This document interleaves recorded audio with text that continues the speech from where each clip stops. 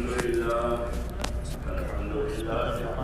ونستعينه ونستغفره ونؤمن به ونتوكل عليه ونعوذ بالله من شرور أنفسنا ومن سيئات أعمالنا من يهده الله فلا مضل له ومن يضلله فلا هادي له ونشهد أن لا إله إلا الله وحده لا شريك له ونشهد أن سيدنا ومولانا محمدا عبده ورسوله صلى الله تعالى عليه وعلى آله وصحبه وبارك وسلم تسليما كثيرا كثيرا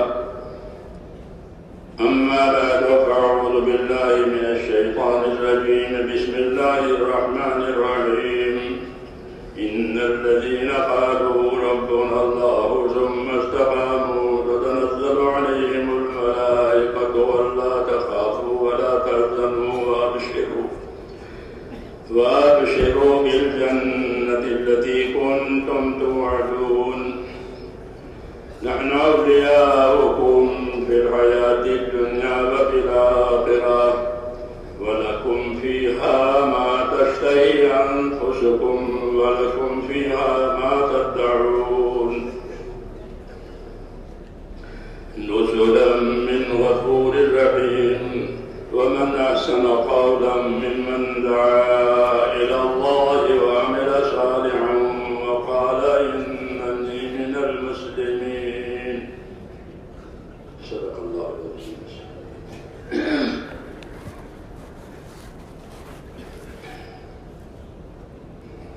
بزرگوں اور پیارے بھائیوں، دین کی بات دین کے کام کے لیے سنی جاتی ہے، قاعدے کی بات ہے، تجارت کی بات تجارت کے کام کے لیے ہوتی ہے، زراعت کی بات زراعت کے کام کے لیے ہوتی ہے، ایسے ہی دین کی بات دین کے کام کے لیے ہوتی ہے۔ اس لیے ہم یہ نیت کریں کہ انشاءاللہ دین کا کام کریں گے۔ ہاں، عمل نیت کے ساتھ ہوتا ہے اور نیت بھی عمل کے لیے ہوتی ہے۔ مختلف صورتیں ہیں نیت کی، ایک تو یہ ہے کہ بغیر نیت کے ہی کام کر لے، جیسے آج کل ہماری عادت ہو گئی، اس کا استحضار اور دھیان نہیں ہوتا کہ اللہ کے راضی کرنے کے لیے کام ہوتا ہے، ایسے نیت کے بغیر کوئی کام ہوگا وہ ایک عادت ہے جو پڑی ہوئی ہے۔ ایسے پوری نیت کے ساتھ کوئی کام ہوگا تو وہ برا ہوگا۔ تیسری بات کہ اچھی نیت کے ساتھ کام کریں تاکہ وہ عمل بنے اور نیک عمل بنے، کیونکہ اللہ کی طرف سے یہ ضابطہ اور قاعدہ ہے کہ آدمی کو وہ ملے گا جو اس کی نیت میں ہوگا۔ یہ حدیث شریف میں دو قاعدے ہیں، ایک پہلا قاعدہ اور ضابطہ یہ ہے کہ آدمی کو وہ ملے گا جو اس کی نیت میں ہے۔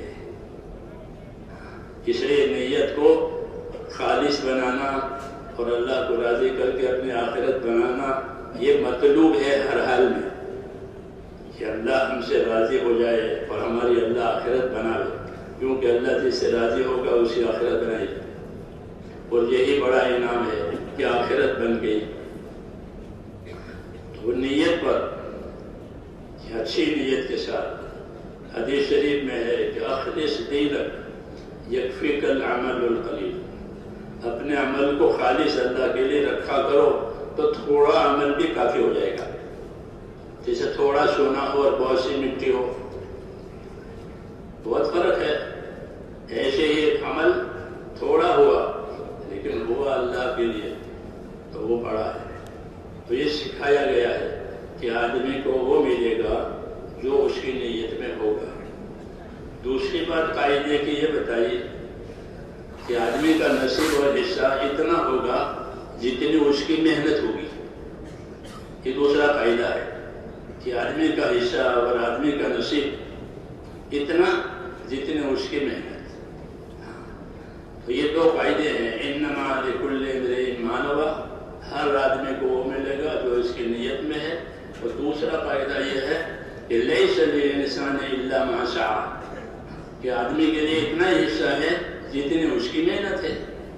کیونکہ دنیا محنت کے لیے پیدا کی گئی ہے اور آدمی کو اللہ نے محنت مشقت میں ہی پیدا کیا ہے. تو یہ قاعدے کی باتیں ہیں. اس لیے اللہ کی طرف متوجہ ہونا ہے اور اپنی ذمہ داریوں کو پورا کرنا ہے. یہی مقصد ہوتا ہے بات کا. بات کے لیے نہیں ہوتی، جیسے اذان کے لیے نہیں ہوتی. اذان نماز کے لیے ہوتی ہے. اذان کے لیے نہیں ہوتی، بلکہ اذان کس کے لیے ہوتی ہے؟ کہ نماز پڑھنے کے لیے. تو دعوت جو ہوتی ہے وہ تو اللہ کے دین کے لیے اور عبادت کے لیے ہوتی ہے کہ اس دعوت سے، اس محنت سے زندگیوں میں دین آئے. اللہ نے دین کے لیے پیدا کیا ہے تاکہ ہر ایک دنیا میں اپنا دین بنا لے. اس لیے ہماری نیت، ہماری محنت اسی طرح کی ہو جس سے اللہ تعالیٰ شان ہم سے راضی ہو جائے اور ہماری زندگی کی ذمہ داریاں پوری ہو جائیں. اللہ کی طرف سے یہ ضابطہ قاعدہ ہے کہ آدمی کو نیت کے حساب سے ملے گا. اس لیے اپنی نیتوں کو بنانا ہے اور اپنے ذمہ داریوں کو پورا کرنا ہے. جتنی ذمہ داری اتنی مدد، جتنی ذمہ داری اتنی مدد. المعونۃ علی قدر المعونہ، یہ بھی قاعدہ ہے کہ اللہ کی مدد اور اللہ کی اعانت اتنی آئے گی جتنی اپنی ذمہ داری پوری کی جائے گی. اس لیے ہمیں اپنی ذمہ داری پوری کرنی ہے. اللہ تعالیٰ نے ایک دن حساب کا اسی لیے رکھا ہے تاکہ پتہ چلے کہ کس نے ذمہ داری پوری کی ہے، کس نے ذمہ داری نہیں پوری کی ہے، کیسی پوری ہے، کتنی پوری کی ہے، اس کا حساب سامنے آ جائے. اس لیے ایک دن حساب کا بھی رکھا ہے اللہ تعالیٰ نے، جو وہ یوم الحساب ہے وہ بھی ہمارے سامنے ہے. الغرض یہ ہے کہ ہماری زندگی ذمہ داریوں کی ہے.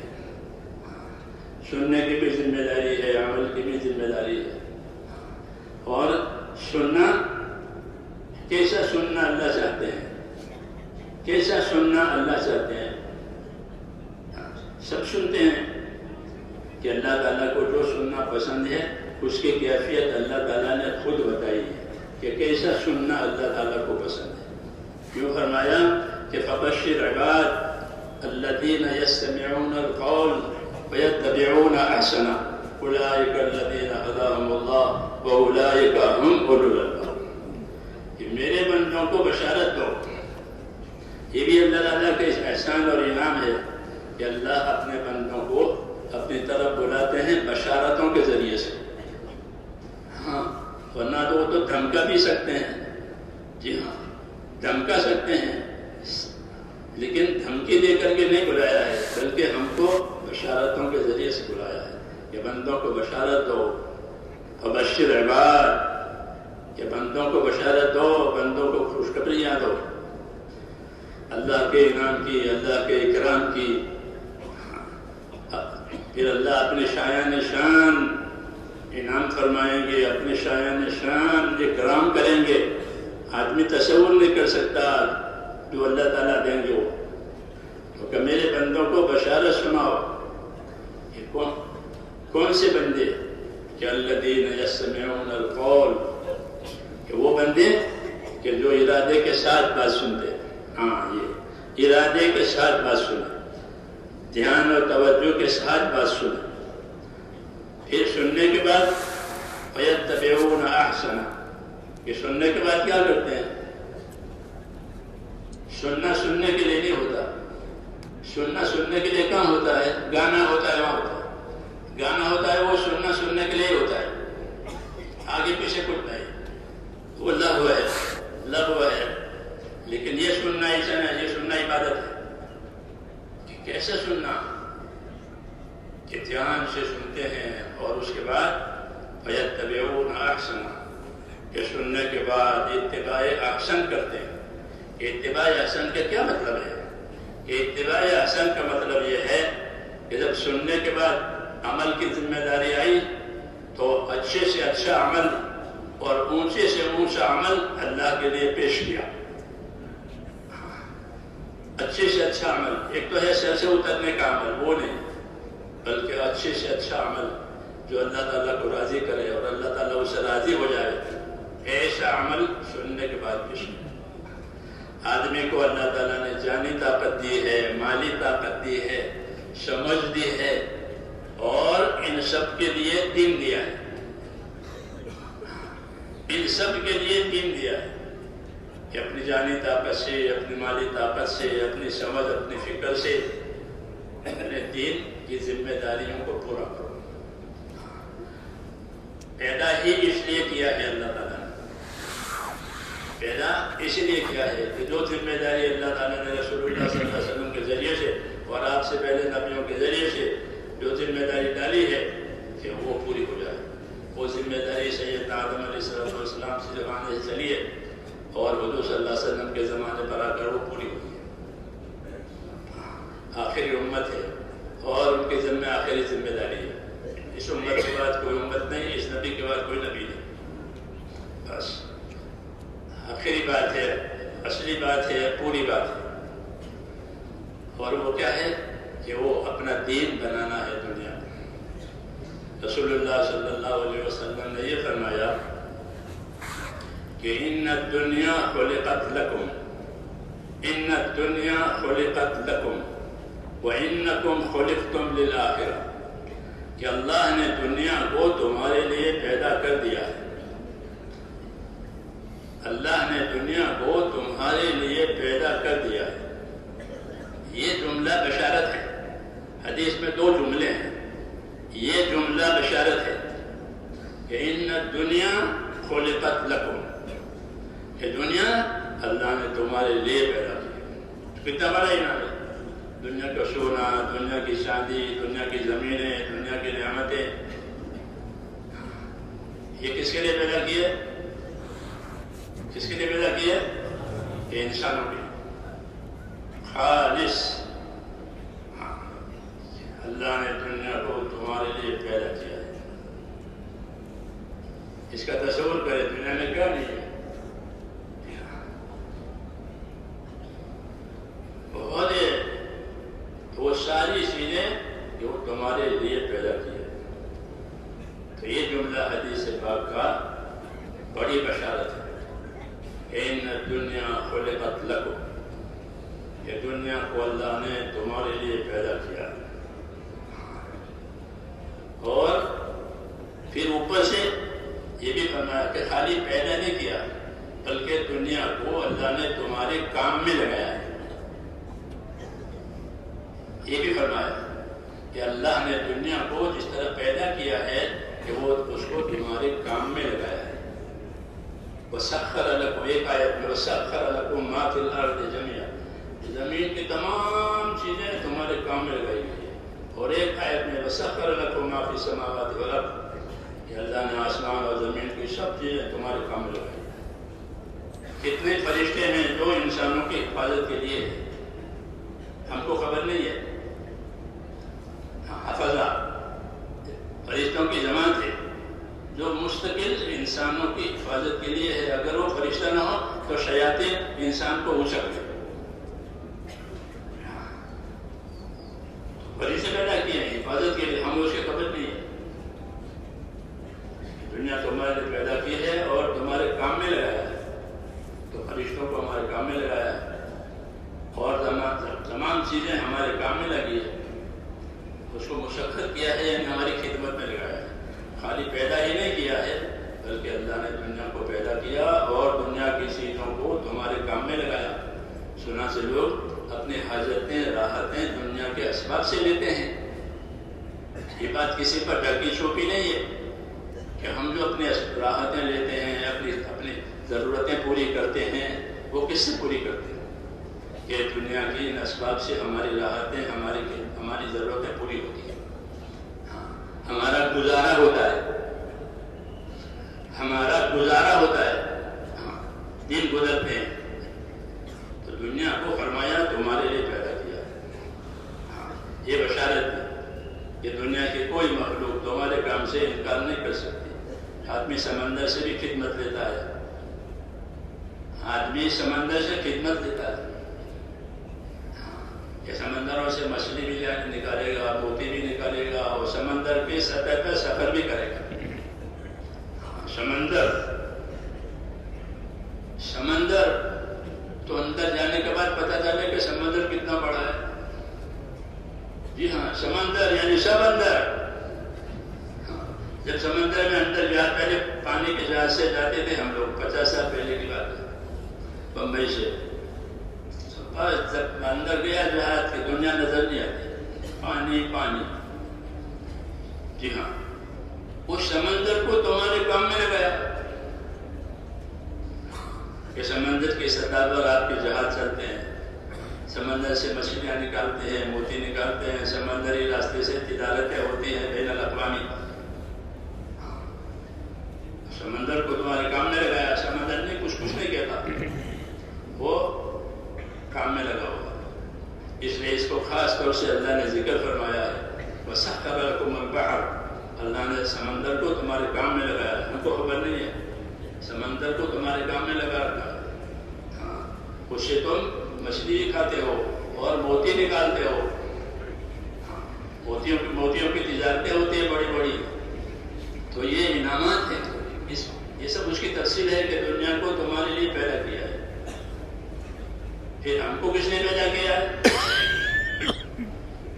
وَإِنَّكُمْ خُلِقْتُمْ لِلْآخِرَةِ، اور تم کو آخرت کے لیے پیدا کیا ہے۔ یہ بڑا انعام ہے کہ ہم کو اللہ نے آخرت کے لیے پیدا کیا۔ جانور پیدا ہو کر مٹی ہو جائے گی، جی ہاں، اور جس کے پاس دین نہیں ہوگا وہ تمنا کرے گا کہ میں بھی مٹی ہو جاتا ہوں۔ ہاں، اس کی زندگی کا کوئی فائدہ نہیں ہے۔ وہ آخرت میں تمنا کرے گا کہ کاش میں مٹی ہوتا، جیسے جانور مٹی ہو گئی۔ ہم پر اللہ تعالیٰ نے فضل فرمایا ہے، تو ہم کو دعوت دی ہے کہ تم کو آخرت کے لیے پیدا کیا ہے۔ یہ ہر نبی کی دعوت ہے، انبیاء کرام کی دعوت دنیا سے آخرت بنانے کی ہوتی ہے۔ دنیا سے دنیا بنانے کی بات نہیں ہوتی، بلکہ دنیا سے آخرت بنانا، یہ نبیوں کی دعوت ہے کہ دنیا سے آخرت بناؤ۔ وَابْتَغِ فِيمَا آتَاكَ اللَّهُ الدَّارَ الْآخِرَةَ، جو تجھ کو اللہ نے دیا ہے اس سے اپنی آخرت بنا لے۔ بات تو یہ قارون سے کہی گئی تھی، موسیٰ علیہ السلام کے ذریعے سے، موسیٰ علیہ السلام کے زمانے میں، کہ قارون موسیٰ علیہ السلام کی برادری کا اور رشتہ داری کا آدمی تھا، اور اللہ نے اس کو مال دیا تھا۔ اس کو دعوت دی تھی کہ اللہ نے جس کو مال دیا ہے اپنے مال سے تو آخرت بنا لے۔ کتنی پیاری دعوت ہے کہ فانی چیز سے باقی بنا لے۔ آخرت اس کو آخرت کہتے ہیں کہ وہ آخری ہے، اس کے بعد پھر کچھ نہیں۔ آخرت کی کیا کیفیت ہے؟ آخرت کی کیا کیفیت ہے؟ آخرت کی کیفیت یہ ہے کہ اس میں دو صفتیں ہیں آخرت کی، جو ہم کو نبیوں کے ذریعے سے ملی ہے۔ کیونکہ آخرت نبی ہی سمجھا سکتا ہے، آخرت پردے میں ہے، غیب میں ہے۔ غیب کی بات اللہ کے سوا کوئی نہیں جانتا، یا پھر اللہ کسی نبی کو بتا دے وہ جانتا ہے۔ تو آخرت کی کیفیت بتائیے کہ آخرت کیا چیز ہے اور اس کی کیا کیفیت ہے؟ کہ آخرت انسانوں کو بطور بدلہ کی ملے گی، ایک بطور بدلہ کی ملے گی۔ جیسے بازار میں آپ کوئی چیز جاتے ہیں، بازار میں آپ جانتے ہیں تو وہاں سے چیزیں بطور بدلے کے ملے گی کہ آپ مال دیں، پیسے دیں گے وہ مال دے گا۔ اور تیسری بات مانی ہوتی ہے، اگر کسی پر پیسے نہیں ہیں تو اس کو مال نہیں ملے گا۔ اگر غریب آدمی بازار میں جاتا ہے تو اس کا دماغ پریشان ہو جاتا ہے کہ میرے پاس پیسے ہوتے تو میں اپنے بچوں کے لیے یہ بھی لیتا، یہ بھی لیتا، یہ بھی لیتا۔ یہ بازار سندا کے آگن دتر کہیں دسترا دل پر آگن دتر، یہ بازار جتنا لدا ہوا ہوتا ہے غریب آدمی کا دل اتنا پریشان ہوتا ہے کہ میرے پاس ہوتا تو میں یہ کرتا، یہ کرتا۔ کیوں کہ وہاں چیز بدل سے ملتی ہے. پیسے دیں گے مال ملے گا، پیسے دیں گے سودا لیں گے. ایسے ہی آخرت بطور بدلہ کے ملے گی، یہ کہنا ہے. ویسے نہیں ملے گی، بطور بدلہ کی ملے گی. اس لیے ذمہ داری ڈالی ہے. تو میں نے کہا آخرت، کہ آخرت کی ایک کیفیت یہ ہے کہ وہ بطور بدلہ کے ملے گی. کچھ کیا ہے کہ ہاں اس کے بدلے میں لے لو. یہ الگ بات ہے کہ اللہ تعالیٰ وہ بدلہ بڑا چڑھا کر کے دے، وہ کرم کی بات ہے. معاملے کی بات تو یہ ہے کہ جیسا کیا ہے ویسا ملے گا. من عمل صالحا فلنفسه ومن اساء فعليها، کہ جس نے نیک عمل کیا ہے تو اس نے اپنے نفع کے لیے کیا، جس نے برا کیا اس نے اپنا نقصان کیا. یہ قاعدے کی بات، یہ ضابطے کی بات. ایک ضابطہ ہوتا ہے، ایک رابطہ ہوتا ہے. ایک ضابطہ ہے قاعدہ، تو قاعدہ تو یہ کہ جو اچھا کرے گا اپنے لیے کرے گا، جو برا کرے گا اپنے اوپر آئے گا.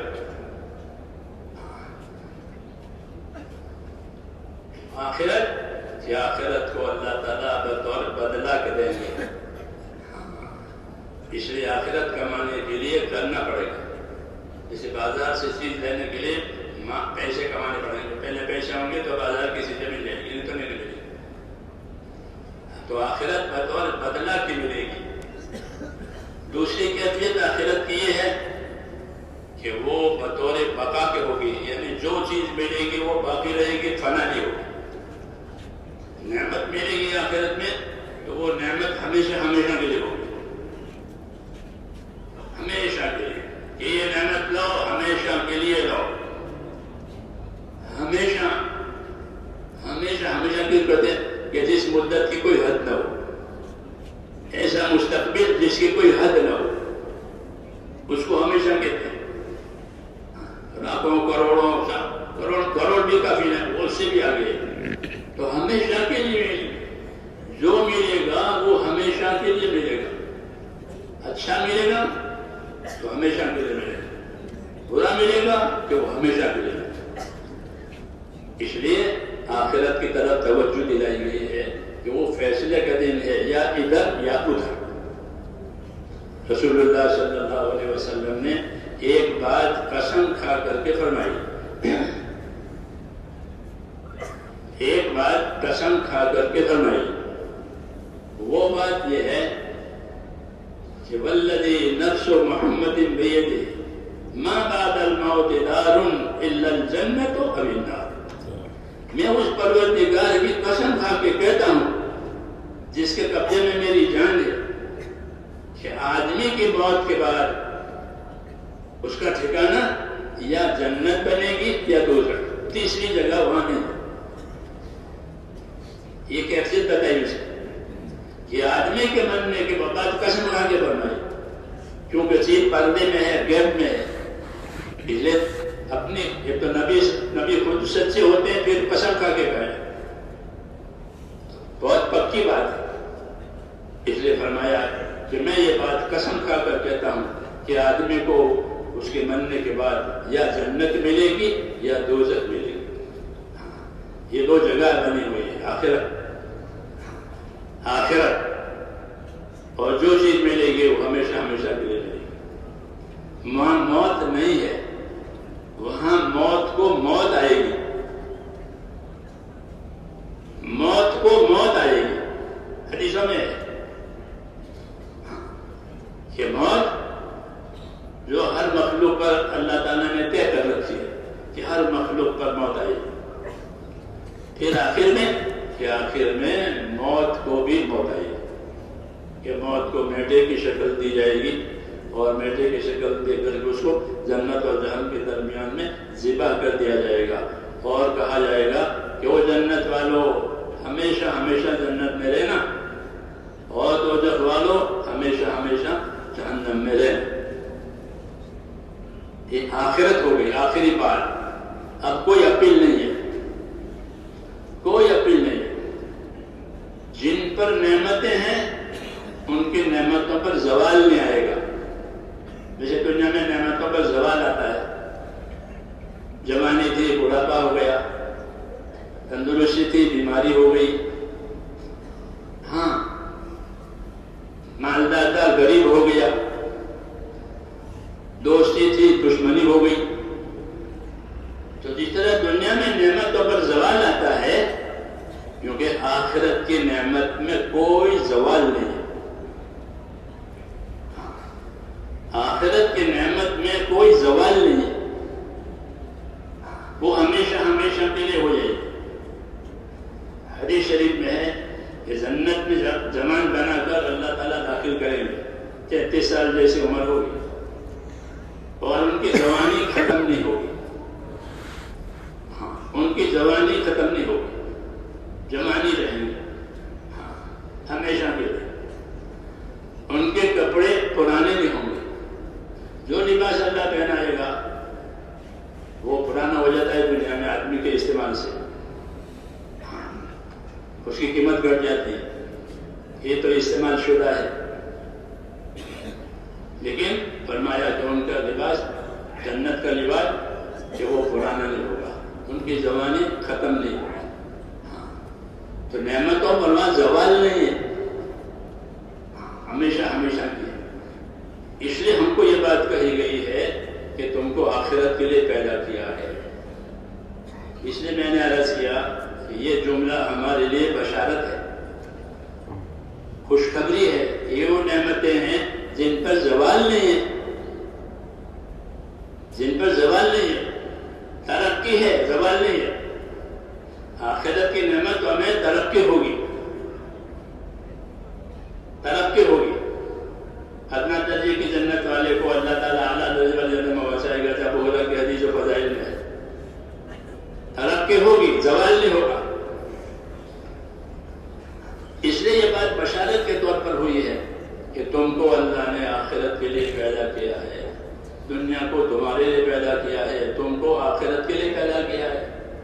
تو اس میں بشارت بھی ہے اور اس میں ہمارے اوپر ذمہ داری بھی ہے کہ ہم آخرت کے لیے پیدا ہوئے ہیں اور دنیا سے آخرت بنانے کی ہم کو ہدایت ہے کہ اپنی دنیا سے آخرت اس طرح بناؤ جس طرح زمیندار اپنی زمین سے فصل لیتا ہے.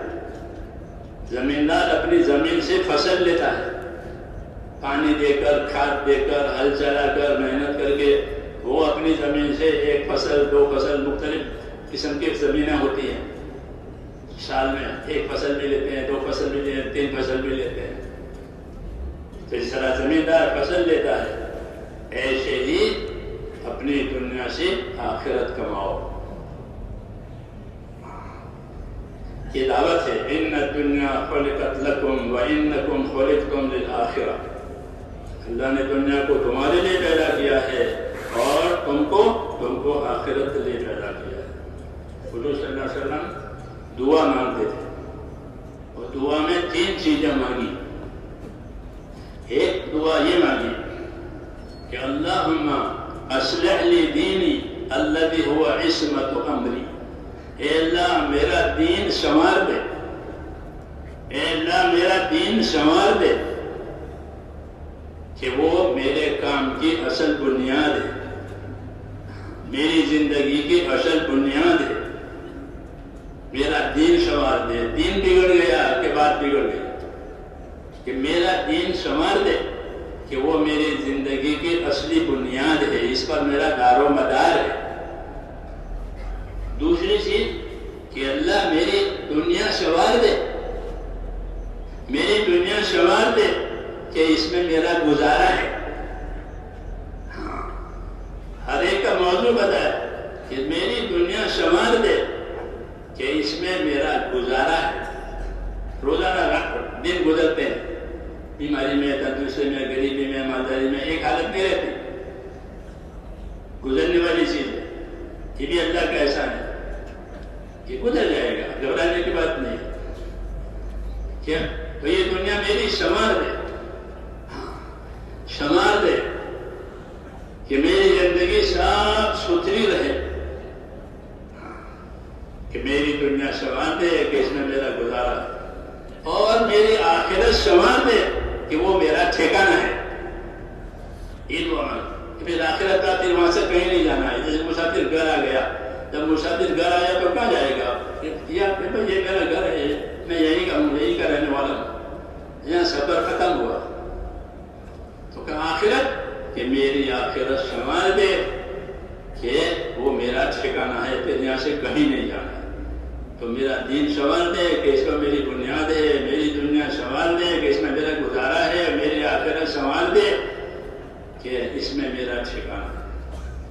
تو رسول صلی اللہ علیہ وسلم نے یہ بات فرمائی تھی کہ تم کو آخرت کے لیے پیدا کیا ہے، اور آخرت کی یہ کیفیت ہے کہ وہ ٹھکانہ ہے، ہمیشہ کے لیے ہے، بطور بدلہ کے ملے گی. یہ بات اللہ تعالیٰ نے نبیوں کے ذریعے سے. اب اگلی بات یہ ہے کہ آخرت کیسے بنے. آخرت کیسے بنے؟ تو میرے دوستو، دنیا میں بننے کے لیے دو اسباب، مال ملک، یہ دنیا کے بڑے اسباب، مال ملک، مال عہدے، یہ دو بڑے ہیں دنیا میں. دنیا بنانے کے لیے، یہ دنیا بنانے کے لیے آدمی مال کماتا ہے، مالدار ہوگا تو پھر عہدے دار بننے کی اس کو اندر سے تمنا بنتی ہے کہ میں بڑا بن جاؤں، لوگوں کا رجوع میری طرف ہو جائے، کیونکہ عہدے داری میں مال زیادہ آتا ہے. بنسبت کاروبار کے عہدے داری پہ مال زیادہ لوگ دیتے ہیں. تو دنیا کمانے کے لیے تو یہ ہوا کہ مال ملک.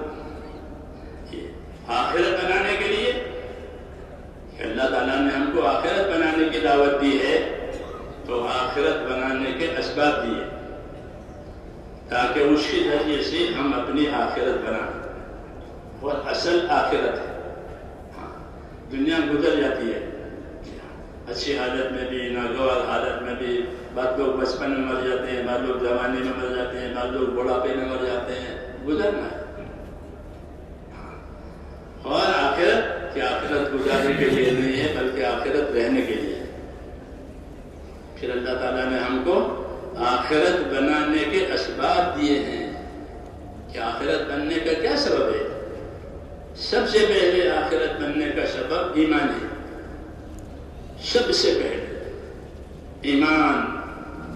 اور وہ ہر نبی نے آ کر کے یہ بات سنائی، دنیا کے اسباب کے مقابلے میں ایمان بتایا. لا الہ الا اللہ،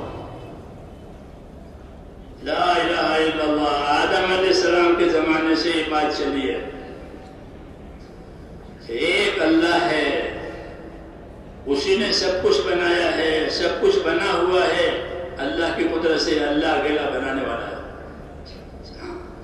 سب کچھ پیدا شدہ ہے، اللہ اکیلا پیدا کرنے والا ہے. سب کچھ استعمال ہونے والا ہے، اللہ استعمال کرنے والا ہے. ایک اللہ ہے، اسی کا حکم چلتا ہے تمام مخلوق پر. الا لہ الخلق والامر. یاد رکھو، تمام مخلوق اللہ کی، اور تمام مخلوق پر اللہ کا امر چلتا ہے. اللہ کا فیصلہ اور اللہ کا حکم چلتا ہے. اصل اللہ کی ذات ہے. اس سے اپنا تعلق پیدا کرو آخرت بنانے کے لیے، کہ ایمان کے بغیر آخرت نہیں بنے گی اور دنیا باقی نہیں رہے گی. اس لیے جس کے پاس ایمان نہیں ہوا اس کی تو دنیا بھی گئی اور آخرت بھی گئی. اس لیے آخرت بنانے کے لیے میرے دوستو، پہلا سبب جو اللہ تعالیٰ نے نبیوں کے ذریعے سے ہم کو دیا ہے وہ ہے ایمان. لا الہ الا اللہ، کہ اللہ سے ہوگا، اللہ کے غیر سے نہیں ہوگا. اللہ ہی عبادت کے لائق ہے اور کوئی عبادت کے لائق نہیں ہے. وہی مدد کرنے والا ہے، کوئی مدد دینے والا نہیں ہے. وہی پیدا کرنے والا ہے، کوئی پیدا کرنے والا نہیں ہے. وہی موت دینے والا ہے، کوئی موت دینے والا نہیں ہے.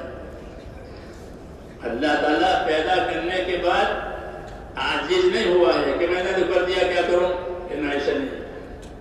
اللہ پیدا کرنے سے پہلے بھی قدرت والے ہیں، پیدا کرنے کے بعد بھی قدرت والے ہیں.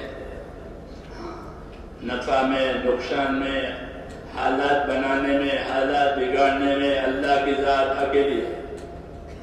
وہی کریں گے اور کوئی کرنے والا نہیں. اللہ نے اپنا تعارف کرایا ہے کہ میں آسمانوں میں بھی معبود ہوں اور میں زمینوں میں بھی معبود ہوں. آسمانوں میں بھی میری عبادت ہوتی ہے اور زمین میں بھی میری عبادت ہوتی ہے. یا عبادی الذین آمنوا ان ارضی واسعۃ فایایا فاعبدون. اے ایمان والے بندو، میری زمین بہت کشادہ ہے، اس میں میری ہی عبادت کرنا اور کسی کی نہیں کرنا۔ زمین کو عبادت کی جگہ بنایا ہے، تم کو عبادت کا کام دیا ہے۔ تمام نبیوں نے میرے دوستوں آخرت بنانے کے لیے جو پہلی بات سنائی وہ یہ سنائی کہ لا الہ الا اللہ۔ آدم علیہ السلام سے لے کر کے جناب رسول اللہ صلی اللہ علیہ وسلم تک ایک ہی بات آئی، لا الہ الا اللہ محمد الرسول اللہ۔ اللہ کے سوا کوئی عبادت کے لائق نہیں ہے، اس لیے اپنا تعلق اس کے ساتھ جوڑو۔ اللہ کے ساتھ تعلق نہیں ہوا تو پھر دنیا بھی نہیں ہے، آخرت بھی نہیں۔ دنیا ختم ہو جائے گی، آخرت سے محرومی ہو جائے گی۔ یہ ہے، اس لیے آخرت بنانے کا پہلا سبب اور پہلی چیز وہ ہے اللہ پر ایمان لانا، اور جن جن باتوں پر اللہ نے ایمان لانے کا اور سچ ماننے کا حکم دیا ہے اس پر ایمان لانا، اللہ پر، اس کے فرشتوں پر، اس کی کتابوں پر، اس کے نبیوں پر اور آخرت کی تمام باتوں پر۔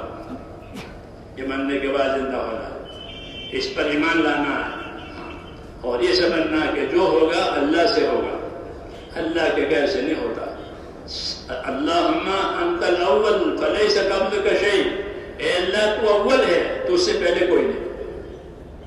وانت الاخر لیس بعدک شیء، اور تو سب سے تو آخر میں ہے، پھر کوئی نہیں۔ اللہ پہلے تھے اور کوئی نہیں تھا، اللہ رہیں گے کوئی نہیں رہے گا۔ اللہ اول ہے، اللہ آخر ہے، اللہ کی شان ہے، اور جو ہوگا اللہ کے فیصلے سے ہوگا۔ اللہ قدرت سے بھی کریں گے، اللہ حکمت سے بھی کریں گے، اللہ قدرت سے بھی کریں گے، اللہ حکمت سے بھی کریں گے۔ دنیا میں قدرت سمجھ میں آتی ہے، حکمت سمجھ میں نہیں آتی۔ قدرت سمجھ میں آتی ہے کہ آسمانوں کو، زمینوں کو، ہوا کو، پانی کو، پہاڑوں کو قدرت سے پیدا کیا ہے، یہ قدرت سمجھ میں آتی ہے، حکمت سمجھ میں نہیں آتی۔ انبیاء کرام یہ حکمت بھی سمجھاتے ہیں کہ ہاں کہ اللہ تعالیٰ کا کوئی کام حکمت اور خوبی سے خالی نہیں ہے، اگر سے آدمی کو پسند نہ ہو۔ حکمت آدمی کے ساتھ ہوتی ہے، آدمی کو پسند نہیں ہوتی کہ اللہ نے ایسا کیوں کیا، کہ اللہ نے یہ حکمت سے کیا ہے، گھبرانے نہیں۔ کبھی حکمت کا تقاضا ہوتا ہے کہ آدمی کو اللہ غریب بناوے، آدمی کو اللہ بیمار بناوے، ہاں آدمی دکھی ہو گیا،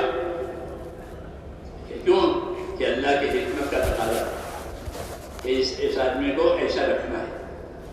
یہ نہیں جانتا حکمت، لیکن حکمت کا تقاضا ہے۔ پھر جب حکمت کا تقاضا پورا ہو جاتا ہے تو وہ تکلیف اٹھا لی جاتی ہے اور اس کے بدلے میں بہتر چیز دی جاتی ہے۔ یہ حکمت ہے۔ اس لیے جو اللہ والے ہوتے ہیں وہ ان باتوں سے گھبراتے نہیں ہیں کہ کوئی بات آ گئی، ناگوار آ گئی، ناگوار حالات آئے گئے، کہ اللہ کی حکمت کا تقاضا ہے کہ بیمار بنا دیا، غریب بنا دیا، جان مال میں نقصان ہوا، کہ حکمت کا تقاضا ہے، گھبراؤ نہیں۔ اللہ نے حکمت سے کوئی چیز نقصان کی پیدا کی ہے تو گھبراؤ نہیں، اپنے فضل سے اس نقصان کا بدل بھی کر دے گا۔ ہاں کیوں کہ اللہ حکمت والے ہیں، اللہ فضل کرنے والے ہیں۔ خدا گر حکمت بندر درے کشایت بفضلش دیگر درے دیگرے، کہ گھبراؤ مت۔ اگر اللہ تعالیٰ نے کوئی دروازہ بند کر دیا ہے تو حکمت کا تقاضا ہے کہ اس آدمی کو بھی غریب بنانا ہے، اس آدمی کو بھی بیمار بنانا ہے، تو کہا یہ حکمت کا تقاضا ہے۔ جب وہ حکمت کا تقاضا پورا ہو جائے گا تو پھر اپنے فضل سے وہ دروازہ کھل جائے گا جو بند کیا تھا۔ جیسے ماں کا دودھ بند ہو جاتا ہے بچے پر تو بچہ منہ بناتا ہے کہ دودھ بند ہو گیا، لیکن دودھ بند کر کے اس کو بھوکا نہیں مانیں گے، بلکہ دودھ بند کر کے کتنے ہی نعمتوں کے دروازے اس کے اوپر کھل جائیں گے اور کتنے ہی نعمتوں کے استعمال کرنے کی اس میں اللہ طاقت دے دیں گے۔ دودھ پینے کے زمانے میں وہ طاقت نہیں تھی، دودھ بند کیا ہے کہ ہاں کہ بس یہ حکمت کا تقاضا، اب آگے نعمتیں کھلی۔ اس لیے کہتے ہیں اللہ تعالیٰ کے ساتھ تعلق جماؤ، اللہ کے ساتھ تعلق جماؤ۔ کس چیز کا؟ کہ یقین کا، کہ جو اللہ کرتے ہیں وہ صحیح کرتے ہیں، وہ بہتر کرتے ہیں، اسی میں ہماری خیر ہے۔ حضور صلی اللہ علیہ وسلم نے یقین سے آگے ایک بات اور بتائی کہ اپنے اللہ سے اچھا گمان رکھو، اپنے اللہ سے اچھا گمان رکھو۔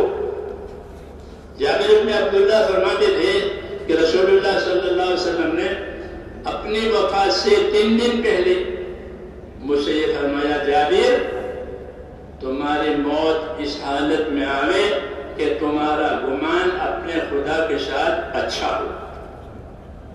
ہاں، ایمانی زندگی گزارنے کے لیے ضروری ہے کہ اللہ سے ہمارا گمان اچھا ہو، کہ اللہ جو کرتے ہیں وہ اچھا ہی کرتے ہیں۔ بیدہ الخیر کلمہ میں ہے بیدہ الخیر، اللہ ہی کے ہاتھ میں خیر ہے اور کسی کے ہاتھ میں خیر نہیں ہے، اور وہ اپنے خیر کو ہر ایک کو دینے پر قدرتی رکھتا ہے۔ بیدہ الخیر وہو علی کل شیء قدیر، کہ اللہ کے ہاتھ میں خیر ہے اور وہ ہر چیز پر قادر ہے، وہ اپنے خیر کسی کو بھی دے سکتا ہے۔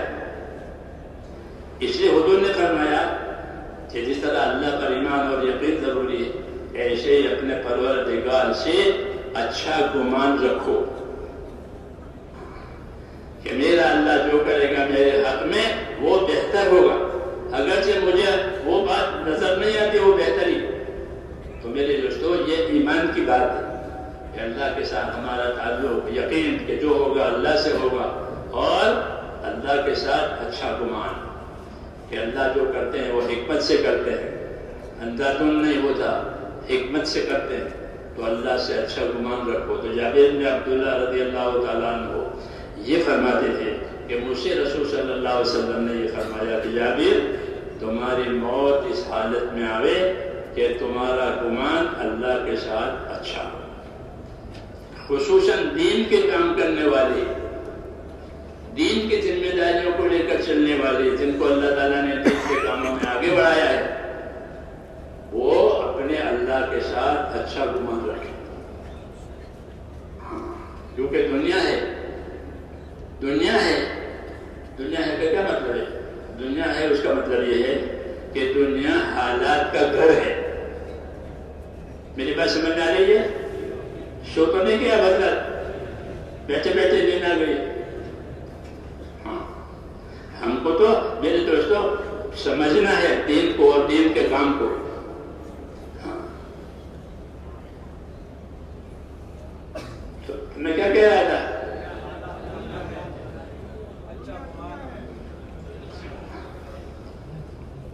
خصوصاً دین کے کام کرنے والوں کو، کہ دین کے کام کرنے والوں کو خصوصی طور پر کہ اپنے اللہ سے اچھا گمان رکھو۔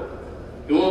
کہ دنیا حالات کا گھر ہے، یہاں آدمی پر حالات آتے ہیں، جی ہاں، اچھے حالات بھی آتے ہیں، ناگوار حالات بھی آتے ہیں، نبیوں پر اچھے حالات بھی آتے ہیں، ناگوار حالات بھی آتے ہیں۔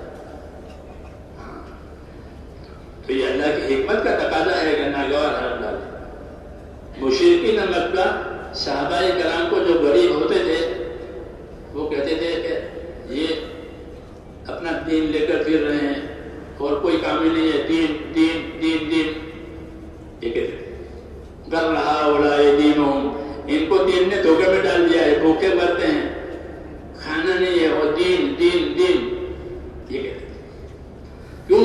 کہ وہ ان کی ظاہری حالت کو دیکھ رہے تھے کہ ان پر بھوک آئی ہے، تنگی آئی ہے، تکلیف آئی ہے، تو اس لیے حضور صلی اللہ علیہ وسلم نے کہا کہ اللہ سے اچھا گمان رکھو، کہ ناگوار حالات کی وجہ سے کوئی اللہ سے دوسرا گمان نہ کرے، بلکہ حالات ہیں، آتے ہیں جاتے ہیں، جیسے بچپن آیا، جوانی آئی، بڑھاپا آیا، آتے ہیں۔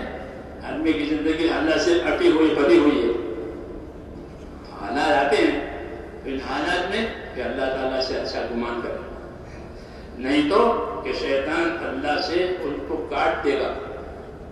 ہاں، اس کا کام ہی یہ ہے کہ اللہ سے کاٹنا، اللہ سے کاٹنا۔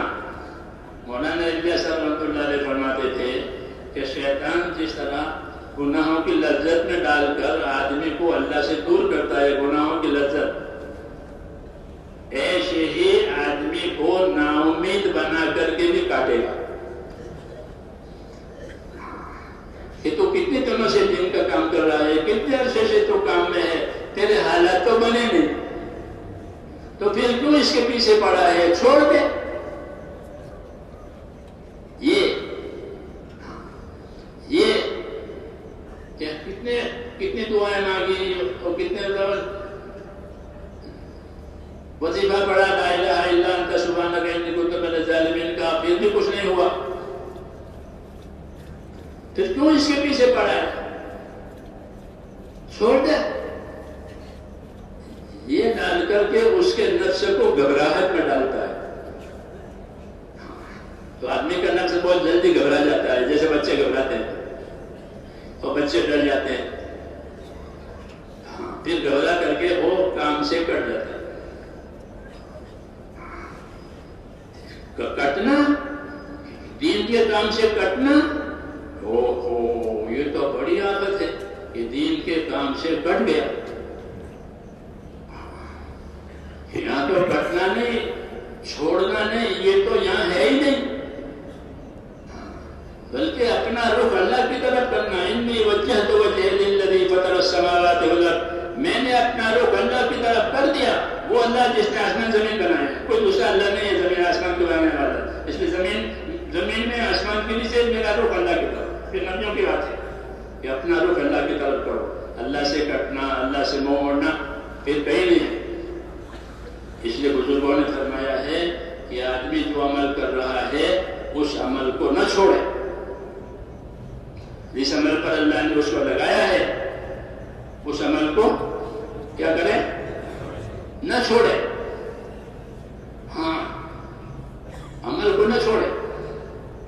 کیوں کہ عمل کو چھوڑنا گویا ایک طرح سے منہ موڑنا ہے. منہ موڑنا ہے کہ منہ موڑ لیا، اللہ سے منہ موڑ لیا، عمل چھوڑ دیا. ایک منہ موڑنا ہے تو پہلے آدمی منہ موڑتا ہے، اعراض کہتے ہیں اس کو. اعراض کیا، منہ موڑ لیا، اب اس کو سزا ملے گی کہ کیوں منہ موڑ لیا. اعراض کیا ہے، منہ موڑا ہے. اعراض کے بعد حجاب ہو جائے گا، پھر آڑ ہو جائے گی، پھر توفیق بن ہو جائے گی. توفیق نہیں ہوگی. اس لیے کہتے ہیں کہ اپنے آپ کو چلایا کرو دین کے کام پر، آخرت کے کام پر. دنیا حالات کا گھر ہے، یہاں اچھے حالات بھی آئیں گے، یہاں ناگوار حالات بھی آئیں گے، اور وہ رہیں گے نہیں. اچھے حالات بھی گزر جاتے ہیں، ناگوار حالات بھی گزر جاتے ہیں. بچپنا بھی گزر گیا وہ کھانے میں، کھیلنے میں، پھر جوانی گئی عیش میں. تو گزرنے کے لیے ہے ہر چیز. اس لیے اس سے کوئی دھوکہ نہ کھاؤ، بلکہ اپنے آپ کو اللہ تعالیٰ سے اچھا گمان رکھ کر کے اپنی ذمہ داریوں کو پورا کرنا. پہلی ذمہ داری اللہ نے ہم کو ایمان، یقین، آخرت بنانے کی ذمہ داری ہے. یہ سب سے پہلی ذمہ داری کہ ایمان سے محبت ہو جائے. ایمان سے محبت ہو جائے. جیسے مال سے محبت ہوتی ہے. جب مال سے محبت ہوتی ہے تو مال سے جو چیز بنتی ہے اس سے بھی محبت ہوتی ہے. ہوتا ہی نہیں ہوتا؟ مال سے مکان بنایا تو مکان سے محبت ہو جائے گی. مال سے لباس بنایا تو لباس سے محبت ہو جائے گی. مال سے محبت، تو مال سے محبت کے نتیجے میں مال سے جو چیز بھی بنے گی اس سے محبت ہو جائے گی. ہم کو یہ تعلیم دی ہے کہ ایمان کی محبت مانگو. حدیث شریف میں اللہم حبب الینا الایمان، اے اللہ مجھے ایمان سے محبت ہے، اللہ کے تعلق سے محبت ہے. ایمان اللہ کا تعلق، یہ تعلق ایسا کہ اس کے اندر محبت ہو. اس لیے کہتے ہیں کہ اعلیٰ درجے کی اطاعت وہ ہے جو محبت کے ساتھ اطاعت کرے. اللہ کی محبت بھی ہے، اللہ کے اطاعت بھی ہے، رسول کی محبت بھی ہے، رسول کے اطاعت بھی ہے، اللہ کی عظمت بھی ہے، اللہ کے اطاعت بھی ہے. یہ چیزیں اللہ ایمان کی محبت ہے. جب ایمان کی محبت آئے گی تو ایمان کے راستے کی ہر چیز سے محبت ہو جائے گی. نماز سے محبت ہو جائے گی. کس سے؟ نماز سے محبت. ایک صحابی ہر رکعت میں قل ہو اللہ پڑھتے تھے. نماز پڑھاوے تو بھی، پڑھے تو بھی. تو اس زمانے میں کوئی بات ہوتی ہے تو حضور کے سامنے پیش کرتے، یا رسول اللہ یہ ہر رکعت میں قل ہو اللہ پڑھتا ہے. اپنی نماز پڑھے تو، اپنا نماز پڑھاوے تو ہر رکعت میں قل ہو اللہ پڑھتا ہے. اسے پوچھا تم قل ہو اللہ کیوں پڑھتے؟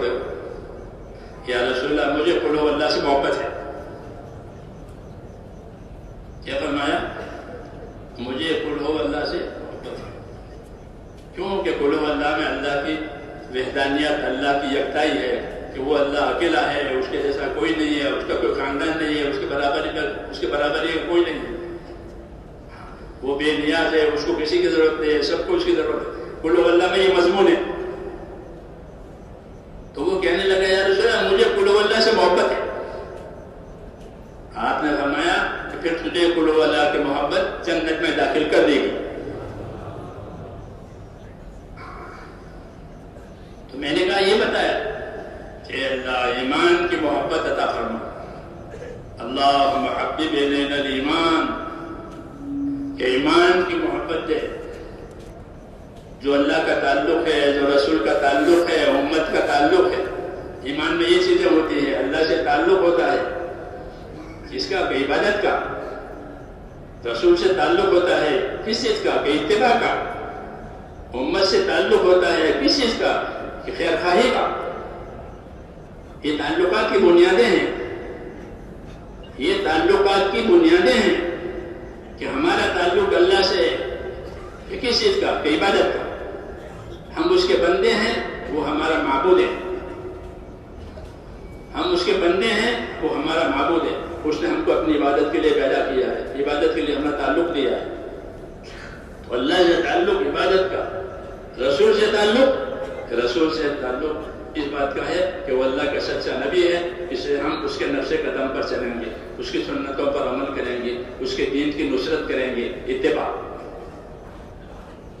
یہ تعلق کی بنیادیں ہیں. تیسرا تعلق امت سے. رسول صلی اللہ علیہ وسلم کی امت جس نے اللہ کے نبی کو نبی مانا ہے. لا الہ الا اللہ محمد رسول اللہ. لا الہ الا اللہ والے بڑے فضائل میں لا الہ الا اللہ والے کہ ان کو نہ اپنے قبروں میں غم ہوگا نہ حشر میں غم ہوگا. یہ لا الہ الا اللہ والے ہیں. تو تیسرا امت، کہ امت سے کیا تعلق ہے؟ تو حدیث شریف میں بتایا کہ ہمارا تعلق امت سے ہمدردی کا ہے. کس کا؟ کہ ہم امت کے ساتھ ہمدردی کریں گے. جو اپنے لیے پسند کریں گے وہ امت کے لیے پسند کریں گے، جو اپنے لیے ناپسند کریں گے وہ امت کے لیے ناپسند کریں گے. تو یہ بنیادیں بتائیے کہ اللہ کا تعلق عبادت کی بنیاد پر، رسول صلی اللہ علیہ وسلم کا تعلق اتباع کی بنیاد پر، اور امت سے تعلق کیا ہے؟ کہ امت کے ساتھ خیر خواہی کریں گے. جو اپنے لیے پسند کریں گے وہ امت کے لیے پسند کریں گے، جو اپنے لیے ناپسند کریں گے وہ امت کے لیے ناپسند کریں گے. یہ بنیادیں ہیں میرے دوستو ہمارے دین کی. اسی سے آخرت بنتی ہے. تو میں نے کہا آخرت بنانے کے لیے ہم کو سب سے پہلی چیز وہ اللہ تعالیٰ نے ہم کو ایمان دیا ہے، اپنا تعلق دیا ہے. اور پھر اپنے تعلق میں عمل کرنے کے لیے ہم کو اللہ نے عبادتیں دی ہیں. کہ میرے تعلق کا مطلب یہ ہے کہ میری عبادت کرو، میری عبادت کرو. وَاعْبُدُونِي هَذَا صِرَاطٌ مُسْتَقِيمٌ. میری عبادت کرو کہ یہ سیدھا راستہ ہے. عبادت پر زندگی گزرے یہ سیدھا راستہ ہے. وَاعْبُدُونِي هَذَا صِرَاطٌ مُسْتَقِيمٌ. کہ میری ہی عبادت کرو کہ یہ سیدھا راستہ ہے. اللہ کی عبادت سے کٹنا یہ سیدھا راستہ ہے. اس لیے ہم کو عبادت کا حکم ملا ہے. تمام نبیوں کی دعوت میں یہ ہے یا قوم اعبدوا اللہ، اے میری قوم ایک اللہ کی عبادت کرو، تمہارے لیے اس سے سوا کوئی عبادت کے لائق نہیں ہے. ایمان کے ساتھ ہم کو عبادت کا حکم دیا آخرت بنانے کے لیے. کہ ایمان اور عبادت کہ اس سے بنے گی آخرت. عبادت میں سب سے اونچا درجہ وہ ہے نمازوں کا درجہ. نماز سب سے اونچی چیز ہے.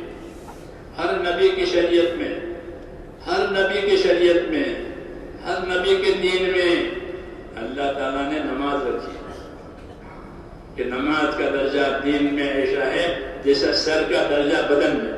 سر اڑ گیا اور دھڑ رہ گیا تو کچھ نہیں ہے، ایسے نماز کا درجہ ہے. اس لیے حکم ہے کہ نمازوں کی حفاظت کرو، اپنی نمازوں کی حفاظت کرو. حافظوا علی الصلوات. نماز کے بارے میں دو حکم ہے. ایک حکم نماز قائم کرو، ایک حکم نمازوں کی حفاظت کرو کہ نماز قائم کرو، کہ نماز کو نماز کے علم کے ساتھ پڑھو۔ ہاں، اللہ تعالیٰ نے آخرت بنانے کے لیے ایمان دیا، اور ایمان کے تقاضے پورا کرنے کے لیے اللہ نے نبیوں پر علم اتارا ہے۔ وہ آخرت بنانے کا علم ہے۔ دنیا بنانے کے لیے دنیا کے علوم ہوتے ہیں، وہ لوگ پڑھتے ہیں اور اپنی دنیا کی ترقی کرتے ہیں، ہمیں اس سے اختلاف نہیں ہے، لیکن آخرت بنانے کے لیے اللہ تعالیٰ نے میرے دوستوں آخرت بنانے کے لیے آخرت والا علم دیا ہے۔ وہ قرآن و حدیث اور سیرت کا علم ہے جو اللہ تعالیٰ نے ہم کو دیا ہے، اس سے بنے گی آخرت۔ تو نماز کے لیے نماز کا علم چاہیے، جیسے گاڑی چلانے کے لیے گاڑی چلانے کا علم، کپڑا سینے کے لیے کپڑا سینے کا علم، اس کو ہنر کہتے ہیں، اس کو ہنر کہتے ہیں۔ کسی مادی چیز کے استعمال کرنے کے طریقے کا نام ہنر، عمل کو صحیح کرنے کے لیے جو چیز دی جائے اس کا نام ہے علم۔ تو میرے دوستو دو چیزیں بڑی ہیں جو دی گئی ہے، ایک ایمان ایک علم۔ ہم کو یہ دو چیزیں ملی ہیں، ایمان ملا، اور ایمان کا کیا تقاضا ہے، ایمان کیا چاہتا ہے، اس کو سمجھانے کے لیے اللہ تعالیٰ نے نبیوں پر علم نازل کیا۔ قرآن نازل ہوا، حضور صلی اللہ علیہ وسلم پر وحی آئی، 23 برس وحی آئی، کیا کہ علم اترا۔ یہ علم آخرت بنانے کے لیے ہے، اس لیے دین کو سیکھنا ضروری، دین کو سیکھنا ضروری ہے کہ دین سیکھیں گے تو آخرت بنے گی، دین نہیں سیکھیں گے تو آخرت کیسے بنے گی؟ دین سے محبت ضروری ہے، دین سے سیکھنا بھی ضروری ہے، اس لیے اللہ تعالیٰ نے دین کو سیکھنے کے لیے علم اتارا ہے۔ تو میں نے کہا ایک تو ہم کو عبادت دی، اور عبادت صحیح ہونے کے لیے ہم کو علم دیا۔ ہم اپنے مذاکرے میں علم و ذکر کا مذاکرہ کرتے ہیں، علم و ذکر۔ تیسرا نمبر آخرت بنانے کے لیے علم و ذکر ہے کہ علم کے ذریعے سے اللہ کے تعلق کا حق پہچان، کہ اللہ کا کیا حق ہے۔ جو علم اللہ تعالیٰ نے نبیوں پر اتارا ہے وہ دنیا کی ترقی کے لیے نہیں اتارا، بلکہ اللہ تعالیٰ نے وہ علم اپنے حقوق کی معرفت اور اپنے حقوق کی پہچان کے لیے اتارا ہے۔ یہ علم حاصل کر کے پہچانو کہ تمہارے اوپر کیا حق ہے، تمہاری ذات کا کیا حق ہے، خدا کا کیا حق ہے، خدا کی مخلوق کا کیا حق ہے۔ اگر یہ علم نہیں ہوگا تو وہ حق نہیں پہچانے گا، رواج پر چلے گا، خواہش پر چلے گا، ماحول میں چلے گا۔ اللہ تعالیٰ نے ہم کو ایمان عبادت کی تکمیل کے لیے میرے دوستو علم دیا ہے، قرآن کا، حدیث کا، سیرت کا علم۔ اس لیے علم سیکھنا فرض ہے، وہی علم و ذکر کا مطلب ہے، وہی علم و ذکر کا مطلب ہے کہ یہ علم آخرت سیکھنے کے لیے ہے۔ اور وہ علم دو قسم کا ہے، فضائل مسائل، فضائل مسائل۔ ہاں، آخرت کے علم میں یہ دو باتیں ہیں، فضائل مسائل، فضائل مسائل۔ مولانا محمد یوسف صاحب رحمۃ اللہ علیہ فرماتے تھے کہ ہمارے دین میں ہر شعبے کے فضائل ہیں، ہر شعبے کے مسائل ہیں، ہر شعبے کے فضائل ہیں، ہر شعبے کے مسائل ہیں۔ جیسے نماز کے فضائل، نماز کے مسائل، زکوٰۃ کے فضائل، زکوٰۃ کے مسائل، حج کے فضائل، حج کے مسائل، ارکان، 5 ارکان، کلمہ، نماز، روزہ، تو ہر ایک کے فضائل، ہر ایک کے مسائل۔ نماز کے فضائل یاد ہوں گے تو نماز پڑھنے کا شوق پیدا ہوگا، نماز چھوڑنے سے خوف پیدا ہوگا۔ کس کو؟ جس کو فضائل یاد ہوں گے وہ، کہ نماز چھوڑنے کا اتنا عذاب ہے تو نماز پڑھنے کا اتنا اکرام ہے اللہ کی طرف سے۔ ایسے ہی ہر بات تو فرماتے تھے ہمارے ہاں ہر شعبے کے فضائل ہیں، ہر شعبے کے مسائل ہیں۔ تو نماز کے فضائل ہیں، نماز کے فضائل کا جان ہوگا تو نماز شوق سے پڑھے گا۔ آج ہم کو نماز کا شوق نہیں ہے، اور دلیل اس کی یہ ہے کہ ہم کو نماز بوجھ معلوم ہوتی ہے۔ کیوں بھائی، ہے نہیں بات کہ نماز بوجھ معلوم ہوتا؟ تو حضور فرماتے تھے میری آنکھوں کی ٹھنڈک نماز میں ہے، میری آنکھوں کی ٹھنڈک کس میں ہے؟ یہ کوئی پیاری سی جگہ تو آنکھوں کو ٹھنڈک ہوتی ہے. اولاد کو دیکھ کر، مال کو دیکھ کر، کھیتی کو دیکھ کر اس کی آنکھیں ٹھنڈی ہو جاتی ہیں. ہاں، نماز کہ نماز کا شوق نہیں پیدا ہوا. کیوں؟ کہ نماز کے فضائل یاد نہیں ہے.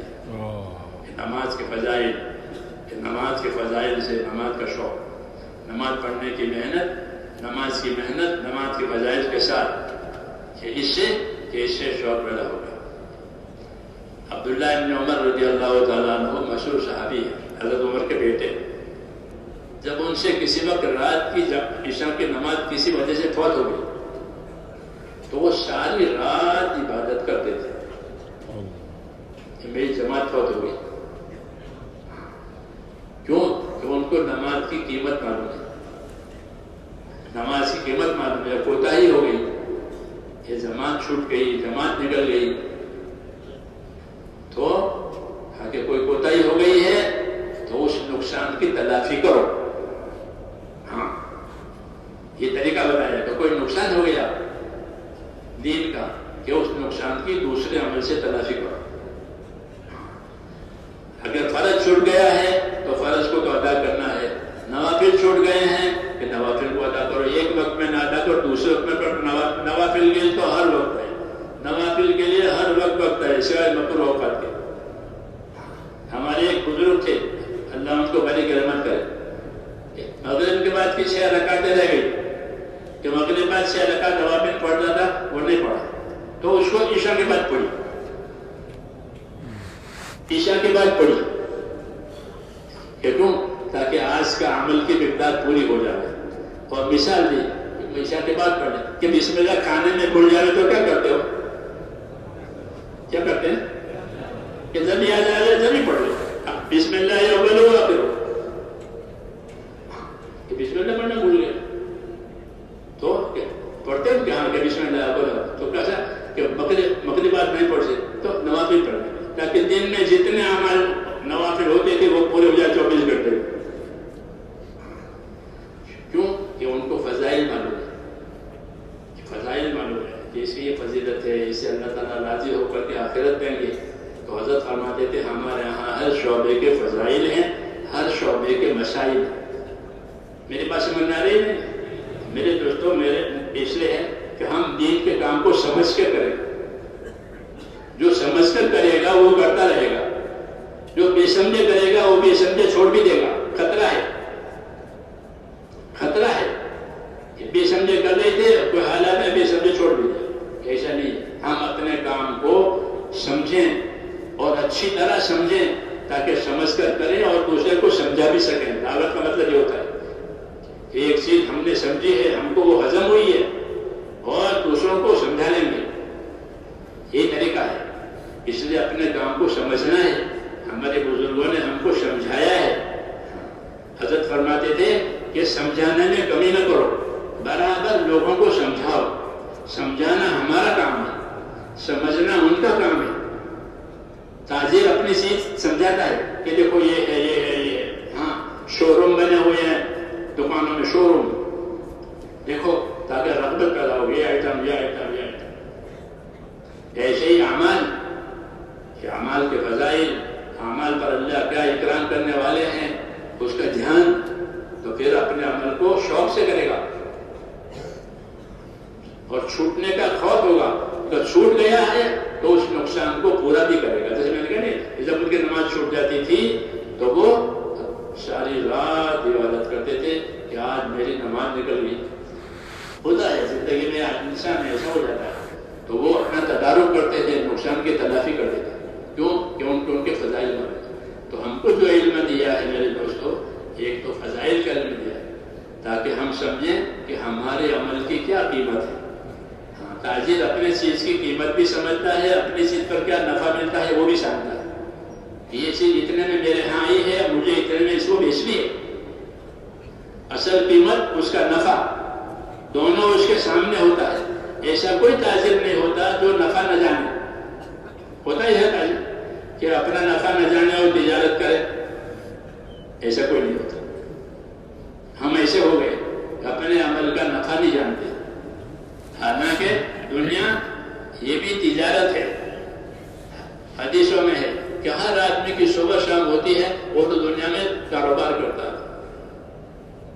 كل الناس يغدو فبائع نفسه موبقها وموتقها، کہ ہر آدمی کی صبح شام ہوتی ہے اور وہ سودا کرتا ہے دنیا میں، یعنی نیکی کماتا ہے یا بدی کماتا ہے. جیسے بازاروں میں کچھ لوگ کھوٹ کھا جاتے ہیں، کچھ لوگ نفع کما لیتے ہیں، ایسے دنیا ہے. تو کھوٹ کا راستہ بھی ہے، نفع کا راستہ بھی ہے. تو ہم کو فضائل کا علم اس لیے دیا ہے کہ نفع کا راستہ ہمارے سامنے آئے کہ اللہ تعالیٰ اس پر یہ دیں گے اور اللہ اس پر یہ دیں گے. جب محنت کے ساتھ فضائل ہوں گے تو یقین بھی آئے گا اور عظمت بھی آئے گی. یقین بھی آئے گا، عظمت بھی آئے گا. عظمت آنے کی وجہ سے اور یقین آنے کی وجہ سے جب کوئی عمل چھوٹ جائے گا تو پچھتاوا ہوگا کہ فلانا عمل مجھ سے چھوٹ گیا، میری تکبیر اولیٰ نکل گئی، میری پہلی صف نکل گئی، میرا اس راستے میں اللہ کے راستے جانا تھا وہ فوت ہو گیا. یہ اس وقت ہوگا جب اس کا یقین اور اس کی عظمت دل میں بیٹھے گی. اس لیے ہم کو میرے دوستوں فضائل کا علم دیا. عام تو فضائل کا علم سب کے پاس ہونا چاہیے کہ جو عمل کرے اس کی فضیلت معلوم ہو، جو عمل کرے اس کی فضیلت معلوم ہو.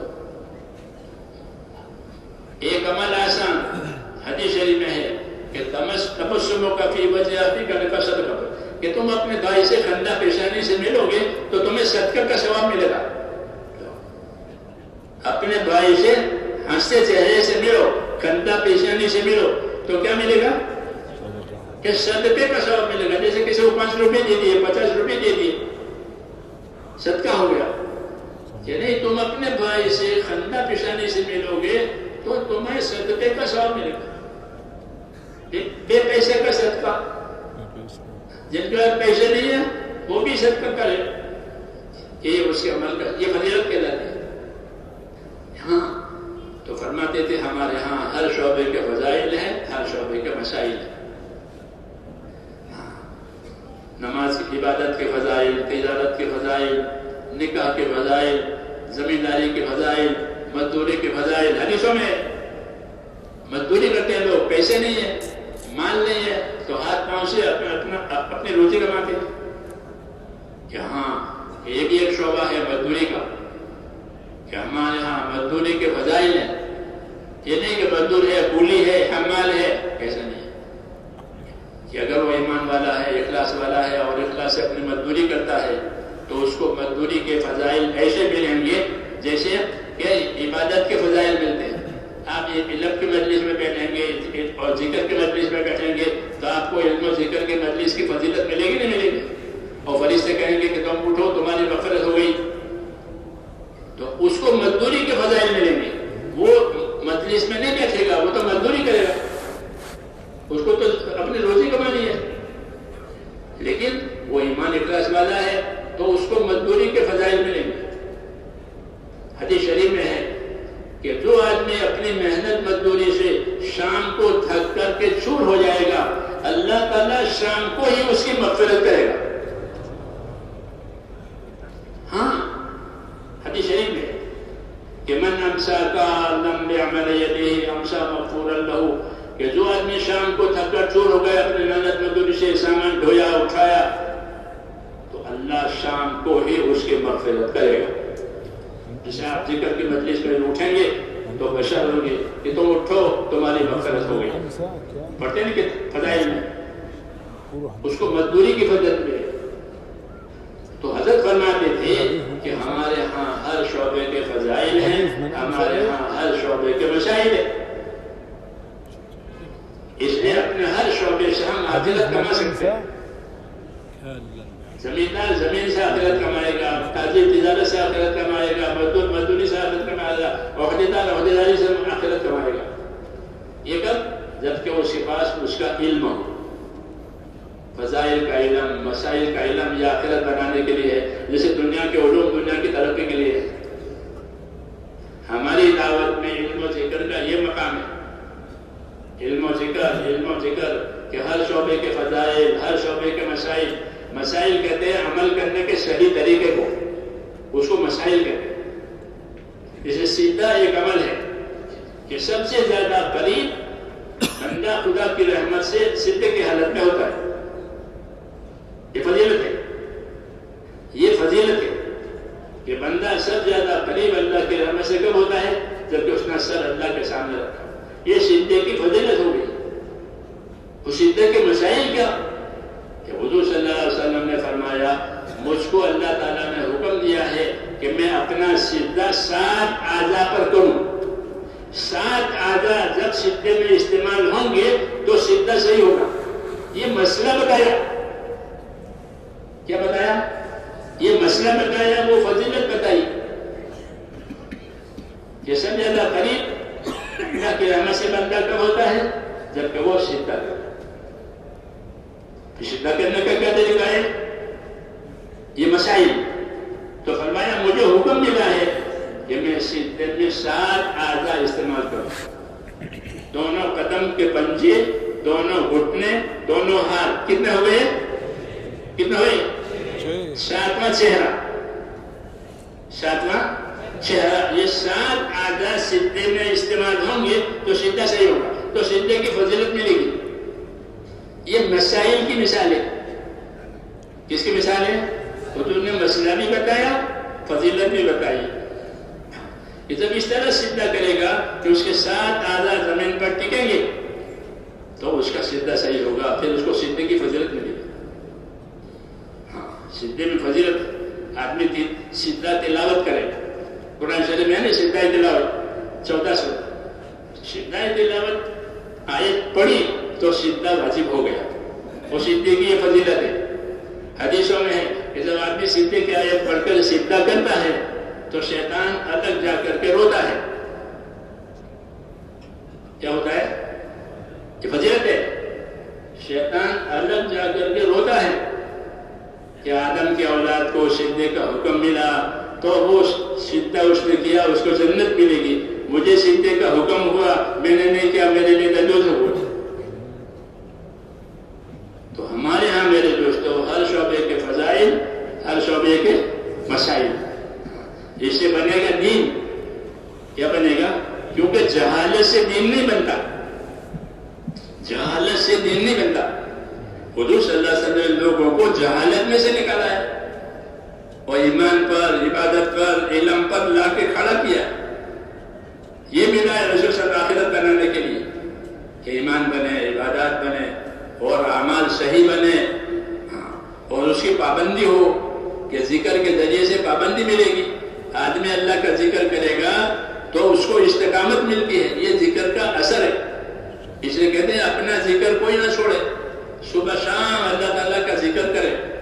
صبح شام اللہ تعالیٰ کو یاد کرے کہ ذکر کرنے کی وجہ سے استقامت اور پابندی ملتی ہے اور غفلت دور ہوتی ہے. ذکر نہیں ہوگا تو غافل ہوگا. دل غافل ہوگا. اور دل کو اللہ کی طرف رجوع کرنا ضروری ہے. تو علم و ذکر کی یہ غایت ہے کہ ہمارا عمل اس کی فضیلت کے ساتھ، اس کے طریقے کے ساتھ، اللہ کے دھیان کے ساتھ یہ جب ہوگا آپ دعا کرو.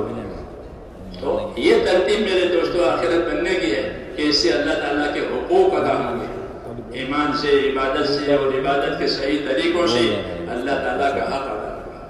دنیا حقوق ادا کرنے کی جگہ ہے، آخرت بدلہ پانے کی جگہ ہے. یہ قاعدہ ہے. پھر بندوں کے حقوق ہیں. بندوں کے حقوق ہیں. دنیا حقوق ادا کرنے کی جگہ بندوں کے حقوق ہیں کہ اللہ کے بندوں کے ساتھ ان کا حق ادا کرو. کہ بندوں کا کیا حق ہے اور بندوں میں کیسا رہنا ہے. اللہ کے ساتھ تو ایمان، عبادت، اخلاص کے ساتھ رہنا ہے. بندوں میں کیسا رہنا ہے؟ تو فرمایا بندوں کے ساتھ رہنے کا طریقہ اللہ نے بتایا. ان اللہ یامر بالعدل والاحسان. ان اللہ یامر بالعدل والاحسان. کہ اللہ کے بندوں میں کیسے رہو گے، کہ اللہ کے بندوں میں کیسی زندگی گزارو گے، کہ اللہ کے بندوں میں زندگی گزاریں گے انصاف اور احسان کے ساتھ. کیونکہ دنیا حقوق ادا کرنے کی جگہ ہے، آخرت بدلہ پانے کی جگہ ہے. تو بندوں میں کیسے رہو گے؟ کہ بندوں میں رہیں گے انصاف کے ساتھ. انصاف کا مطلب یہ ہوتا ہے کہ جو اپنے لیے پسند کرو وہی دوسرے کے لیے پسند کرو. جو اپنے لیے ناپسند کرو وہ دوسرے کے لیے ناپسند کرو. یہ انصاف کا مطلب ہے. اپنے لیے آدمی گالی کھانا پسند نہیں کرتا تو دوسروں کو کیسے گالی دے گا؟ دوسروں کیسے گالی دے گا؟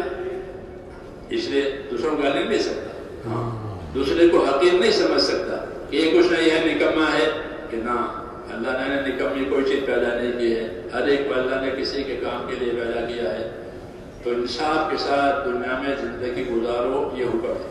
حضور صلی اللہ علیہ وسلم کو بھی یہی حکم ہے، امرت لأعدل بینکم، مجھے حکم ہے کہ تمہارے اندر انصاف سے رہو، کہ انصاف کے بغیر حقوق ادا نہیں ہوں گے۔ اور انصاف کا تقاضا یہ ہے کہ جو اپنے لیے پسند کرو وہ دوسروں کے لیے پسند کرو، جو اپنے لیے ناپسند کرو وہ دوسرا۔ اس کی مشق کرنی ہے کہ یہ بات اگر مجھے کوئی کہے تو یہ مجھے گوارا نہیں ہے کہ پھر یہ بات دوسرے کے لیے بھی مت کرو، تو تم انصاف والے ہو جاؤ گے۔ کونوا قوامین بالقسط، انصاف کے ساتھ قائم رہو۔ اللہ انصاف کرنے والوں سے محبت رکھتے ہیں، تو انصاف کا یہ مطلب ہے تاکہ حقوق ادا ہو جائے، کہ دنیا حقوق ادا کرنے کی جگہ ہے، آخرت بدلہ پانے کی جگہ ہے، تو وہ اس طرح ہوگی کہ دنیا میں انصاف کے ساتھ رہے، اور انصاف سے آگے احسان کرنا، کہ میرے مال جان سے دوسروں کو نفع پہنچائے، مجھے ان سے کوئی نفع نہیں لینا ہے۔ مجھ کو اللہ نے یہ حکم دیا ہے کہ اپنی جان مال سے دوسروں کے ساتھ احسان کرو، دوسروں کو نفع پہنچاؤ۔ یہ نبیوں کی دعوت میں ہوتا ہے، اس کو اخلاق کہتے ہیں۔ اخلاق میں انصاف بھی ہے، اخلاق میں احسان بھی ہے، اخلاق میں ایثار بھی ہے، تینوں چیزیں، انصاف بھی ہے، احسان بھی ہے، ایثار بھی ہے۔ انصاف کا مطلب تو وہ ہوا جو میں نے عرض کیا کہ جو اپنے لیے پسند کریں گے وہ دوسروں نے پسند کریں گے، جو اپنے ناپسند کریں گے وہ دوسروں کے ناپسند کریں گے۔ اس کے اوپر احسان ہے کہ میری جان مال سے دوسروں کو فائدہ ہو جائے۔ کیوں؟ کہ اللہ تعالیٰ احسان کرنے والوں سے محبت کرتے ہیں۔ اللہ تعالیٰ کو وہ بندہ پسند ہے جو اس کے مخلوق کے ساتھ احسان کرے۔ ساری مخلوق اللہ کا کنبہ ہے، اور اللہ کو وہ بندہ پسند ہوتا ہے جو اس کے کنبے کے ساتھ احسان کرے۔ نبیوں نے یہ زندگی بتائی، اس لیے وہ دشمنوں کے ساتھ بھی انصاف اور احسان کا معاملہ کرتے تھے انبیاء کرام۔ وہ دشمنی کر رہے ہیں، وہ دشمنی کر رہے ہیں، اور ادھر سے ان کے ساتھ انصاف ہے، احسان ہے، انصاف ہے، احسان ہے۔ اس سے میرے دوستوں زندگی کے حقوق ادا ہوتے ہیں، اس سے آخرت بنتی ہے۔ ہاں، یہ ہے دعوت، اور یہ ہے دین دنیا میں دین بنانے کا مطلب، کہ ہماری زندگیوں میں یہ چیزیں آ جائیں، اور اپنی زندگی میں لاتے ہوئے پھر دوسروں کی زندگی میں آوے۔ اس کے لیے محنت دی گئی ہے، اخلاص کے ساتھ آخرت بنانے کے لیے اس کی محنت کرو کہ یہ سب سے پہلے میری زندگی میں آوے۔ میں اس لیے بات کر رہا ہوں کہ میری زندگی میں آوے، اور بات اس لیے، اور ہم اس لیے سمجھ رہے ہیں کہ ہماری زندگی میں آتے ہوئے دوسروں کی زندگی میں آوے۔ اللہ تعالیٰ نے اس امت کو اس کام کے لیے پیدا کیا ہے کہ وہ خیر کی طلبگار ہے، اور خیر کو دنیا میں پھیلانے والی ہے۔ اللہ نے جانے والی صلاحیتیں اس امت کو اسی لیے دی ہے کہ وہ آخرت بنانے کے لیے جس طرح اپنی ذات کے لیے محنت کرے گی، اس طرح دوسروں کی آخرت بن جائے، اس کے لیے دوسروں میں محنت کرے گی۔ اس کو نصرت کہتے ہیں، اس کو نصرت کہتے ہیں۔ تو ہمارے ذمے دو کام ہے، ایک اپنے دین پر قائم رہنا، دوسرا اپنے دین کی مدد کرنا۔ استقامت نصرت، استقامت نصرت، یہ ہماری زندگی کی ذمہ داری ہے کہ جو عمل شروع کیا وہ فوت نہ ہو، مستحب ہو تو، سنت ہو تو، فرض ہو تو، اور جو عمل حرام ہے اس کے قریب لے جائیں، اس سے دور رہیں۔ استقامت کا ہی مطلب ہے کہ جو عمل اللہ نے حرام کیا ہے اس کے پاس نہیں جائے۔ اتق المحارم تکن عابد الناس، کہ تو حرام سے بچ جا، پھر تو خدا کا سب سے بڑا عبادت گزار ہے۔ حرام سے بچنے کے فضائل ہے کہ تو حرام سے بچ جا، پھر تو خدا کا سب سے بڑا عبادت گزار ہے۔ کیوں کہ حرام سے بچنا ایمان کی قوت کی وجہ سے ہوتا ہے۔ جتنی ایمان میں قوت ہوگی اتنا آدمی اپنے آپ کو حرام سے بچائے گا۔ وہ قوت پیدا ہوتی ہے اللہ کے دین کی نصرت سے، اچھی صحبت سے، اچھی محنت سے۔ اچھی صحبت، اچھی محنت، اچھی صحبت، اچھی محنت، اپنے اندر صلاحیت پیدا کرنے کے لیے یہ تو اچھی صحبت میں بھی رہنا ہے، اچھی محنت میں بھی رہنا ہے، تو اندر کچھ پیدا ہوگا، اندر کچھ پیدا ہوگا۔ اللہ تعالیٰ محنت کے بقدر اس کو دیتے ہیں۔ جیسے میں نے کہا نا شروع میں کہ جتنے محنت اتنا حصہ، جتنے محنت اتنا حصہ۔ 100% محنت ہے کہ 100% حصہ ہے، 50% محنت ہے کہ 50% حصہ ہے۔ اس لیے اللہ تعالیٰ کو اپنے دین کی محنت یہ پسند ہے، اور محنت میں جو حالات آئیں گے اس پر انعام ملے گا. بھوک آئی، پیاس آئی، تنگی آئی، لوگوں کی طرف تکلیف آئی، یہ تمام چیزیں لکھ لی جائے گی اللہ کے ہاں اور اس کا بدلہ دیا جائے گا. وَأُوذُوا فِي سَبِيلِي وَقَاتَلُوا وَقُتِلُوا، یہ وہ ہیں کہ جن کو میرے راستے میں ایذائیں ہوئی ہیں. ہاں، اللہ حمایت میں بات کر رہا ہے. جب کسی کو دین کے راستے میں ایذائیں ہوتی ہے اللہ اس کی حمایت میں ہوتا ہے. یہ میرے راستے میں ان کو ایذائیں ہوئی ہے، اس لیے میں ان کے گناہوں کو معاف کروں گا اور ان کو آخرت میں بدلا دوں گا. تو اس راستے کی ایذائیں، اس راستے کی تکلیفیں، کہ یہ بھی انعام دلائے گی. کیوں کہ مقصد اچھا ہے، مقصد اچھا ہے کہ مقصد اپنے دین کی نصرت ہے. تو میرے بھائیوں، ہماری زندگی کے یہ حقوق ہیں اور ہماری زندگی کی یہ ترتیب ہے جس سے ہماری آخرت بنے گی. اپنی آخرت بنانی ہے اور امت کے ساتھ ہمدردی کرنی ہے تاکہ امت کے ایک ایک فرد کی آخرت بن جائے. حضور صلی اللہ علیہ وسلم اپنے لیے مغفرت کی دعا مانگتے تھے اور امت کے لیے مغفرت کی دعا مانگتے تھے. اللہم اغفر لی ولی امتی، اللہ میری مغفرت فرما، میری امت کی مغفرت فرما. کیونکہ امت کے ساتھ ہمدردی کرنی ہے. تو امت کے ساتھ ہمدردی کا مطلب یہ ہے کہ جو خیر اللہ تعالیٰ نے ہم کو دی ہے ہم اپنی محنت سے اپنی زندگی میں وہ خیر بڑھائیں اور امت میں محنت کر کے امت کو بھی اس خیر پر لائیں. اللہ نے امت میں بہت صلاحیتیں رکھی ہیں. یہ امت ایسی ہے، ہاں، جیسے سونا اور چاندی زمین میں سے نکلتی ہے اور بڑی قیمتی چیز ہے، ایسے یہ امت بھی. اس امت میں اللہ نے بڑی صلاحیتیں رکھی ہیں. اگر ان پر محنت ہو جائے تو ایک ایک آدمی کتنا کام کر لے گا. ہاں، کتنا کام کر لے گا، کتنی خیر اس کے وجود سے دنیا میں کھولے. اس لیے بشارت دی ہے کہ طوبیٰ لعبد جعلہ اللہ مفتاحا للخیر ومغلاقا للشر. خوش نصیب ہے وہ بندہ کہ جس کو اللہ خیر کے پھیلنے کا ذریعہ بنا لے اور شر کے مٹنے کا ذریعہ بنا لے.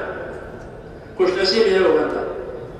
تو ایک ایک صحابی کو اس کی تمنا ہوتی تھی کہ میں خیر کا ذریعہ بن جاؤں، اپنی جان مال لگا کر خیر کا ذریعہ بن جاؤں تاکہ دنیا سلامتی والی بن جائے، آخرت نجات والی بن جائے.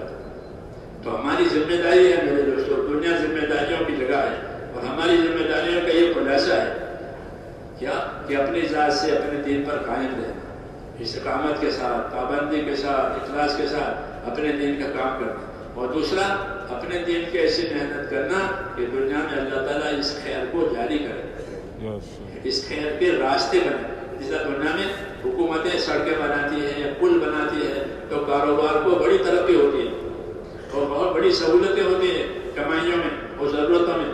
ایسے ہی اس محنت کے ذریعے سے لوگوں کے لیے دین پر چلنا آسان ہو جائے گا.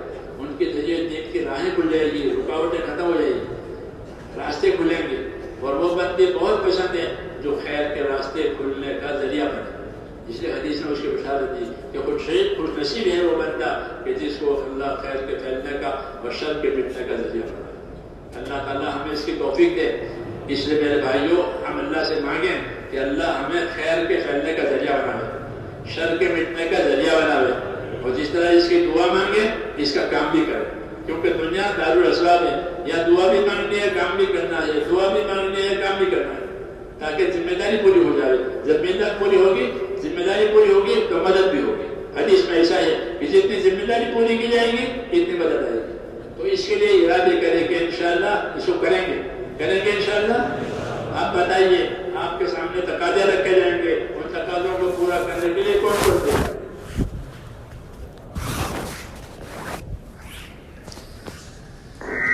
standard.